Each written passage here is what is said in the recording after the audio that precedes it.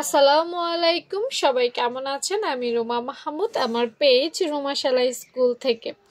আজকে আমি আমার একটু হেলদি আপুদের জন্য, অর্থাৎ 46 সাইজ বডি যাদের, সেই সব আপুরা কামিজ বা যে কোনো ধরনের জামা তৈরি করতে গেলে কততে তারা হাতা কাটিং করবে এবং কিভাবে তারা হাতা কাটিং করবে সেই মেজারমেন্টটা নিয়ে আলোচনা করব।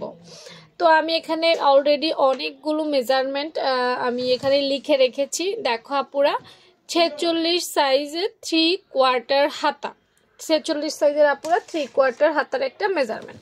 আচ্ছা, প্রথমেই আমি একটু সত্য কথা বলে নিই, সেটা হচ্ছে যে দেখো আপুরা, প্রত্যেকটা মানুষের পছন্দ অপছন্দ ভিন্ন থাকে। তো 3/4 হাতাটার ব্যাপারেও কিছু কিছু পছন্দ কাজ করবে, আর কিছু কিছু সূত্র সেম থাকবে বা মেজারমেন্ট সেম থাকবে। আমি সেগুলো নিয়ে আজকে আলোচনা করব।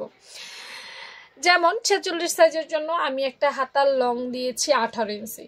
কোনো আপু চাইলে 20 ইঞ্চিও পড়তে পারবে, বা কোনো আপু চাইলে 16 ইঞ্চিও পড়তে পারবে। হ্যাঁ, হাতার লংটা কিন্তু 16 থেকে 18, 18 থেকে 20 পর্যন্ত দেওয়া সম্ভব।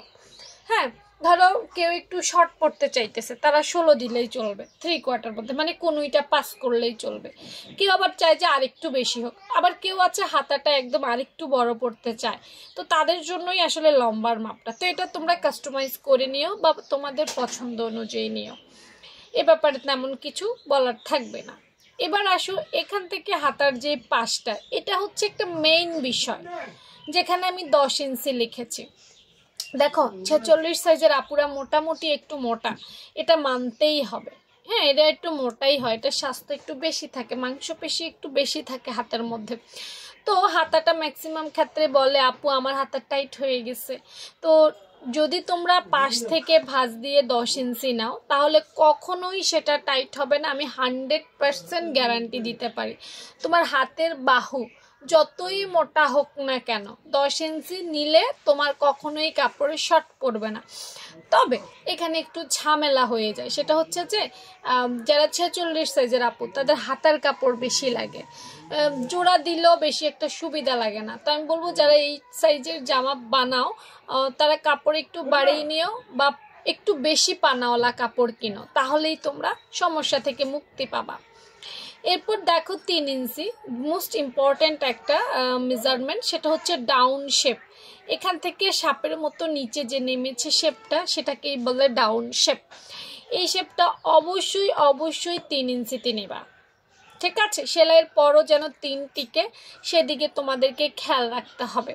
আর এই যে দেখতে পাচ্ছ এখানে 2টো দাগ দিয়েছি, 2টো দাগ দেওয়ার হচ্ছে বাড়তি কাপড় নেই, বা তাই দেওয়া হয়েছে আর কি। এই 10 ইঞ্চির মধ্যেই কিন্তু বাড়তি কাপড়টা থাকবে, তোমাকে এক্সট্রা করে আর বাড়তি নিতে হবে না। পরিশেষে দেখো আমি আরেকটা মেজারমেন্ট লিখেছি, সেটা হচ্ছে 6। এটা হাতার মুখের মাপ, এটা যার যার পছন্দ অনুযায়ী। হ্যাঁ, এক একজন এক এক রকম পছন্দ করে। যারা নামাজ পড়ে তারা হাতাটা খুব সহজে উঠাইতে চায়, ফিটিংস পড়লে কমাই দিবা, উঠাইলে বাড়াই দিবা। মানে আমি 6টা জাস্ট আমার একটা স্ট্যান্ডার্ড সাইজ থেকে আমি দিয়ে দিয়েছি, তোমরা যে কোনো সময় এটা চেঞ্জ করে নিতে পারবে।